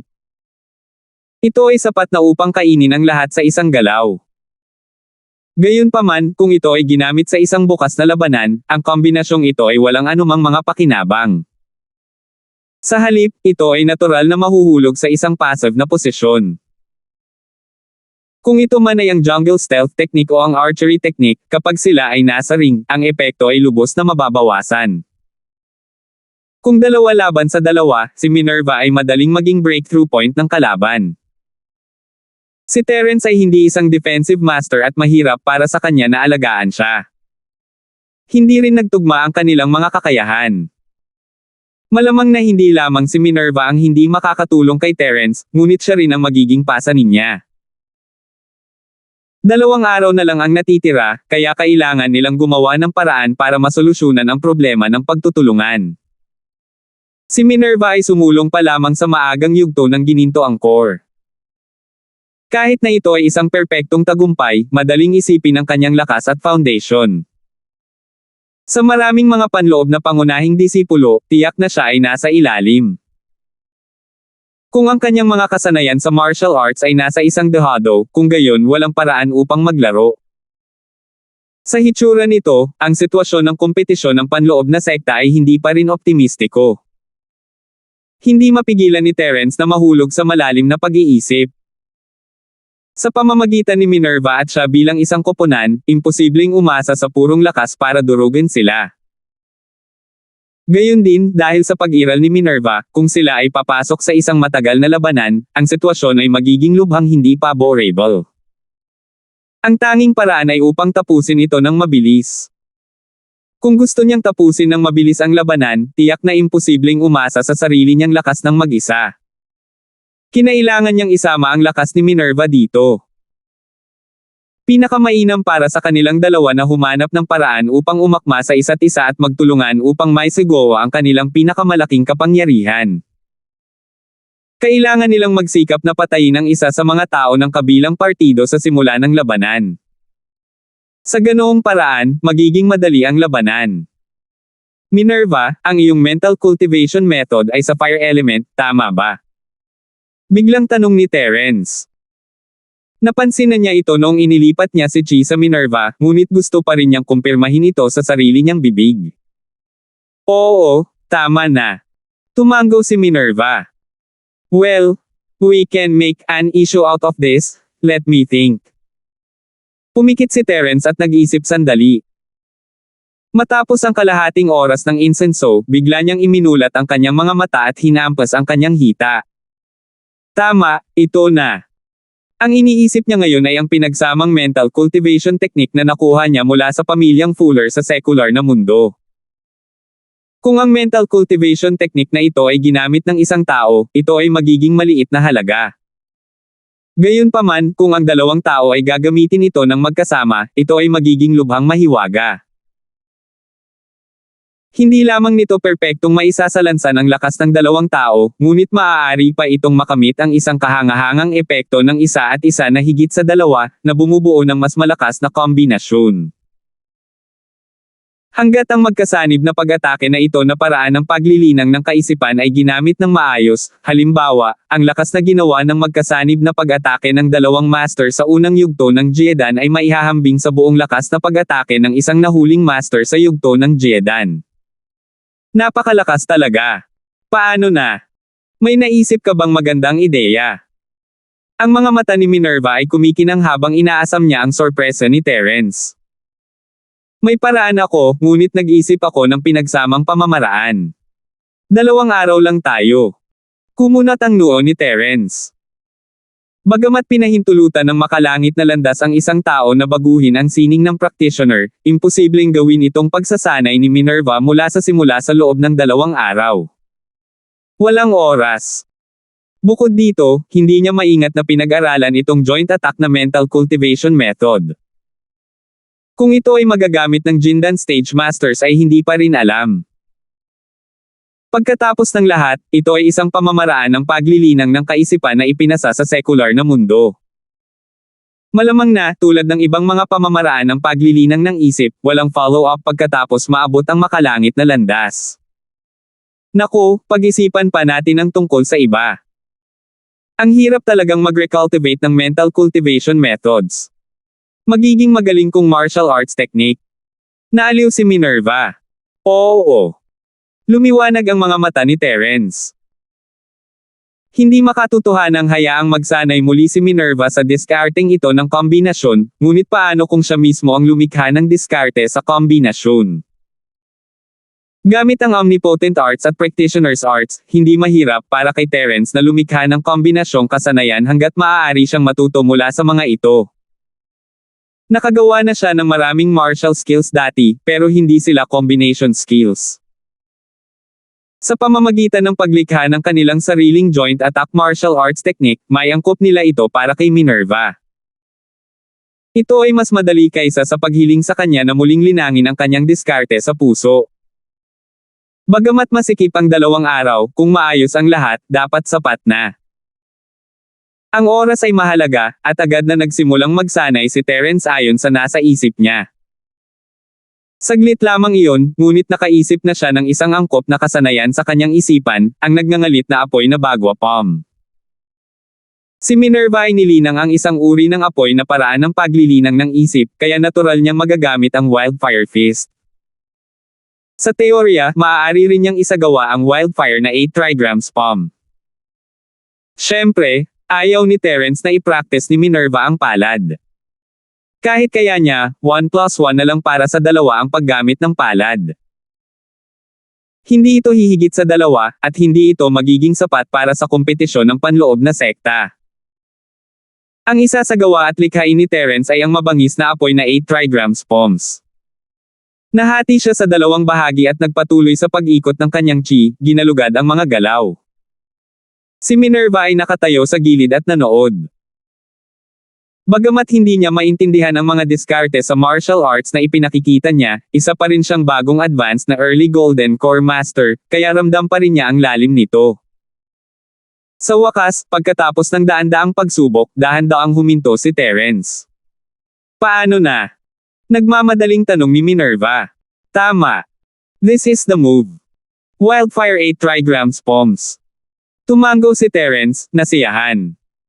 Halika, tuturuan na kita. Sa pamamagitan nito, agad na ipinaliwanag ni Terence ang lahat kay Minerva ng detalyado, mula sa mga tip hanggang sa mga partikular na galaw. Itinuro niya ito ng hakbang-hakbang na may iisang layunin lamang sentimo, para masanay si Minerva sa maikling panahon. Sa mga tuntunin ng potensyal at talento, si Minerva ay talagang higit na nakahihigit sa mga ordinaryong tao. Kung hindi, sa kanyang mahinang background, hindi siya mapipili sa tumataas na Sky Pavilion kasama si AJ. Ang bagong likhang palad ni Terence ng mabangis na apoy na 8 trigrams ay iniekma para sa kanya, at ginabayan niya siya ng hakbang-hakbang kaya hindi nagtagal para ma-master ito ni Minerva. Kinokopya lang niya si Terence sa simula, ngunit sa antas ng kanyang pangunawa, magagamit niya ito ng husto sa panahon ng kompetisyon sa panloob na sekta basta't nagsasanay siya kasama si Terence sa susunod na 2 araw. Sa bawat pagsasanay, lumalim ang pangunawa ni Minerva sa mabangis na apoy na 8 trigrams poms, at tumaas din ang kanyang paghanga at pagkabigla kay Terence. 4,200. Sa ganoong kaikling panahon, talagang nagawa niyang maghinuha at lumikha ng isang martial skill mula sa manipis na hangin. Bagamat mayroon lamang isang estilo, ito ay isang joint attack martial skill na iniekma para sa kanilang dalawa. Ang mga ordinaryong tao ay hindi maglalakas loob na isipin ito, lalo pa itong likhain. Ngunit si Terence, hindi lamang nagawang likhain ito mula sa manipis na hangin, ang palad na ito ng nagngangalit na apoy na 8 trigrams ay hindi mukhang ito ay gawa sa lugar. Sa halip, ito ay lubos na pino, maihahambing sa ilang tradisyonal na martial arts na naipasa sa daan-daang libong taon. Kung hindi niya ito nakita ng sarili niyang mga mata, hindi maniniwala si Minerva na nagawa ni Terence ang martial skill na ito sa napakaikling panahon. Hindi lang siya nakakapagpataas ng lakas, nakakagawa din siya ng Golden Core, at ngayon, nakakagawa pa siya ng martial arts techniques. Lalong lumaki ang paghanga ni Minerva kay Terence. Medyo natulala siya ngayon. Talagang may napakalakas na tao sa mundong ito. Kahit na ang maalamat na pill god at medical na si Saint Zhang Lijo ay hindi makakatugma dito, tama ba? Sa katunayan, maaaring hindi siya kasing galing ni Terence. Pagkatapos ng lahat, ang alamat ng Master Zhang na ito ay ipinasa lamang sa pamamagitan ng salita ng bibig, ngunit ang mahika ni Terence ay isang bagay na nakita niya sa sarili niyang mga mata. Sa nalalabing oras, nanatili sina Terence at Minerva sa kuweba at pumunta sa pag-iisa para sanayin ang bagong likhang palad ng mabangis na apoy na 8 trigrams. Bagamat bago ito, napakadali para kay Terence na makabisado ito. Ang kontrol ni Minerva sa sunog ay lalong bumubuti, at ang kanyang pakikipagtulungan kay Terence ay lalong bumubuti. Nang maramdaman ni Terence na halos kumpleto na ito, sinubukan ng dalawa na gamitin ito ng magkasama, at ang lakas ay talagang maihahambing sa peak late Golden Core stage. Kung hindi ito makokontrol ni Terence, ang lakas ng galaw na ito ay sapat na upang tumagos sa kanyang buong kuweba, maging ang mga paghihigpit at mga pader. Si Minerva mismo ay nagulat, ngunit si Terence ay tumango bilang kasiyahan. Siya ay may tiwala sa kakayahan na kanyang nilikha, ngunit itinakda niya lamang ito bilang isang huling yugto ng gininto ang core mula sa simula. Hindi niya inaasahan na maliitin pa rin ang kapangyarihan ng magkasanib na pag-atake na ito. Ang lakas ng wildfire na 8 trigrams poms ay katumbas ng buong suntok ng isang peak late Golden Core expert. Gayunpaman, silang dalawa ay nasa early golden core stage lamang. Ang ganitong martial technique ay matatawag na heaven-defying. Kung pag-iibayuhin pa nilang dalawa ang kanilang lakas, talagang hindi na sila magagapi sa golden core stage. Kung ilalabas niya si Minerva sa hinaharap, maaari niyang salakayin ang sinumang hindi niya gusto at sinumang eksperto sa golden core stage ay mapilayan kahit na hindi sila mamatay. Pagkabalik mula sa kuweba ni Terence, sina Linden at Tony ay hindi payag na sumuko at hindi nila binalak na pabayaan si Terence ng ganoon kadali. Hindi na sila maaaring manatili pa doon, kaya partikular nilang inutusan si Bella na bantayan ang kuweba ni Terence, at iulat sa dalawa sa sandaling lumabas si Terence o Natalie. Gayunpaman, ang hindi inaasahan ng dalawa ay hindi na nila kailangan pang maghintay ng balita mula kay Bella. Sa sandaling bumalik sila sa teritoryo ng tumataas na Sky Pavilion, sinalubong sila ng Natalie. Natulala silang dalawa on the spot. Sabay silang nagkamot ng ulo. Ano ba ang nangyayari? Bakit hindi si Natalie ang babae sa kama ni Terence? Iilan lang ang babaeng practitioner sa 3 pavilion, sino pa ang makakasama ni Terence maliban sa Natalie? Nang makita ni Natalie ang dalawa, iniiwas niya ang kanyang ulo sa disgusto, kunwari hindi sila nakikita, at lalagpasan na sana sila. Sa sandaling ito, biglang ngumisi si Linden at nagkusa na lumapit sa kanya. Junior Sister Natalie, long time no see. Kamusta? Nakangiting bati ni Linden. Walang maganda o masama dito. May kailangan ka ba sa akin, Kuya Shu? Namilog ang mga talukap ng mata ni Natalie. Matagal na siyang hindi inabala ng lalaking ito. Bakit siya dumaikit sa kanya na parang malagkit na candy ngayon? Nakakainis. Habang nagsasalita si Natalie, ang maliit na curly bear sa tabi niya ay kinaladkad ang malaking gunting mula sa dati at nagmamayabang patungo sa direksyon ni Linden, naghiwa ng ligaw. Ang mga medyo mahiyain ay malamang na matakot sa maliit na batang ito. Lalo na si Linden. Sa huling pagkakataon, ang higanteng saber na ito ang pumutol sa kanyang pagkalalaki. Ngayon, ang eksenang ito ay simpleng pagwiwisik ng asin sa kanyang sugat. Hindi ito sapat, kailangan pa niyang magdagdag ng cumin. Maging si Natalie mismo ay nabigla sa eksenang ito. Hindi niya inaasahan na ang maliit na lalaki ay maglakas loob na pukawin siya sa isang direktang paraan. Nagmamadali siyang humakbang at hinarang ito sa likuran niya. Kung si Linden ay lilipad sa galit dahil sa kahihiyan at magpas siya na patayin ang maliit na curly bear, hindi niya ito mapipigilan sa kanyang lakas. Gayunpaman, nagulat si Natalie, hindi nagalit si Linden. Sa halip, ngumiti siya ng walang pakialam, na para bang hindi niya ito isinasapuso. Meron nga. I think it's need to let Junior Sister Natalie so that you can be mentally prepared. Nagkunwaring misteryoso si Linden. Oh. Anong meron? Kumunat ang noo ni Natalie at tumingin sa kanya, nag-iisip, ano ang sinusubukang gawin ng nakakainis na lalaki na ito. Kakabalik ko lang galing sa kuweba ni Terence at may nakita akong babae sa higaan niya. Naghubad pa siya ng damit, buntong hininga. Umiling si Linden at nagkunwaring nagsisisi. Pero huwag magmadali, Junior Sister Natalie. May mga lalaki, basta't malakas sila, mahilig manggulo. It's human nature, and Terences also need a man in this area. Ang dahilan kung bakit sadyang sinabi ni Linden kay Natalie ang tungkol dito ay upang lumikha ng gulo para kay Terence. Dahil ang babae sa kanyang kuweba ay hindi Natalie, gagamitin niya ito para maghasik ng hindi pagkakasundo at hayaan si Natalie mismo ang gumawa ng eksena. Sa oras na iyon, magiging masyadong abala si Terence upang alagaan ang kanyang sarili, at kahit na lumahok siya sa kompetisyon ng panloob na sekta, ang kanyang kalagayan ay mababawasan ng husto. Sa totoo lang, si Linden ay maaaring nasa mid-stage na Golden Core Cultivator ngayon, at bumalik siya ng malakas, ngunit natutunan niya ang kanyang leksyon, hindi niya panangahas na maliitin si Terence. Ngayong nagdoble practice na siya kay Tony, hindi siya matatalo sa double play, ngunit kung one-on-one, mayroon pa rin siyang kumpiyansa na manalo laban kay Terence, ngunit kailangan pa rin niyang mag-ingat. Pagkatapos ng lahat, pinatay ni Terence si AJ sa isang galaw, at si AJ ay hindi isang simpleng tao. Kung sila ay nasa parehong antas, hindi inisip ni Linden na siguradong mananalo siya, kaya hindi maliit na bagay si Terence.